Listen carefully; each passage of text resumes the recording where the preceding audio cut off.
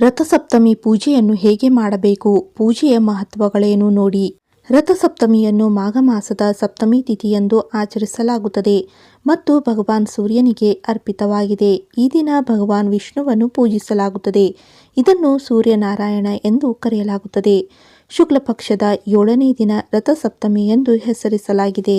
ರಥಸಪ್ತಮಿ ಪೂಜಾ ವಿಧಿವಿಧಾನ. ರಥಸಪ್ತಮಿ 2025 ವ್ರತದಲ್ಲಿ ನೀವು ಅನುಸರಿಸಬೇಕಾದ ಆಚರಣೆಗಳು. ಸೂರ್ಯೋದಯಕ್ಕೆ ಮುಂಚೆ ಎದ್ದು ಧ್ಯಾನ ಮಾಡಿ ಅಥವಾ ಪ್ರಾರ್ಥನೆ ಮಾಡಿ.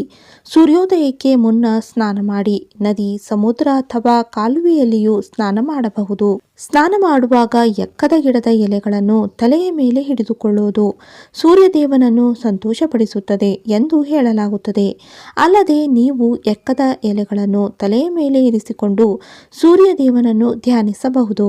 ಸೂರ್ಯ ಮೂಡುವಾಗ ಸೂರ್ಯದೇವನಿಗೆ ಅರ್ಘ್ಯ ಅರ್ಪಿಸುವುದು. ಅದು ನಿಂತಿರುವ ಭಂಗಿಯಲ್ಲಿರುವಾಗ ಅರ್ಪಿಸಿ.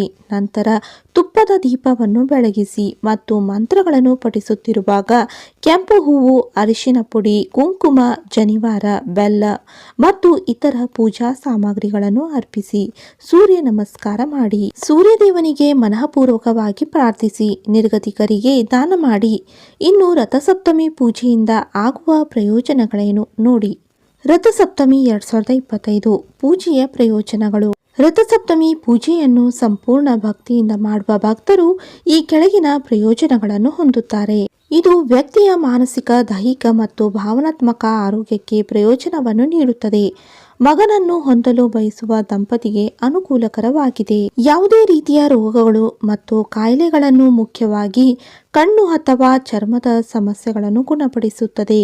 ಇದು ರೋಗನಿರೋಧಕ ಶಕ್ತಿಯನ್ನು ಹೆಚ್ಚಿಸುವ ಮತ್ತು ರಕ್ತ ಪರಿಚಲನೆ ಹೆಚ್ಚಿಸುವ ಮೂಲಕ ಉತ್ತಮ ಆರೋಗ್ಯ ನೀಡುತ್ತದೆ. ಈ ಜನ್ಮ ಮತ್ತು ಹಿಂದಿನ ಜನ್ಮದ ಪಾಪಗಳನ್ನು ಕರಗಿಸಿ ಈ ಪೂಜೆಯನ್ನು ಮಾಡುವುದರಿಂದ ಆತ್ಮವನ್ನು ಜೀವನ ಮತ್ತು ಮರಣದ ಚಕ್ರದಿಂದ ಮುಕ್ತಗೊಳಿಸುತ್ತದೆ. ಈ ಪೂಜೆಯನ್ನು ಮಾಡುವುದರಿಂದ ಯಶಸ್ಸು, ಬುದ್ಧಿವಂತಿಕೆ, ಹೆಸರು, ಕೀರ್ತಿ, ಸಂಪತ್ತು, ಸವಾಲುಗಳಲ್ಲಿ ಗೆಲುವು ಸೇರಿ ಅಪಾರ ಪ್ರಯೋಜನವನ್ನು ಪಡೆಯಬಹುದು.